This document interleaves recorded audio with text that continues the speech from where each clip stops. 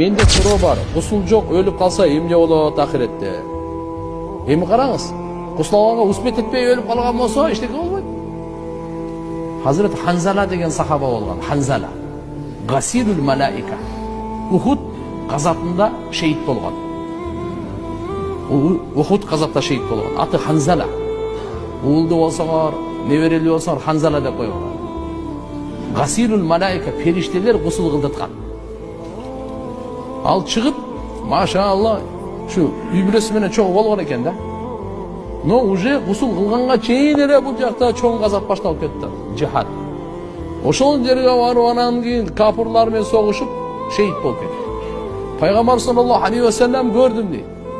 Асманда периштелер келип, Hanzalаны жуундурушты. Тамчылап атып тур суулары.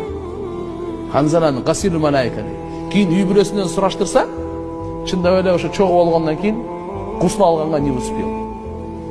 Мынандай болсо ахиретте машалла бейшеле болот андай болсо. Анжол эле гусул албай эле жүрө берген өлүп калса, караңыз, ким үйүндө жүрүп гусул албай жүрө берсе, периште кирбейт. Ошон үчүн иншалла гусулду кечиктирбеш керек. Гусул албай эле жүрө берип, чай пай тамак жүрө берсе, макруh tahrimi болуп калат.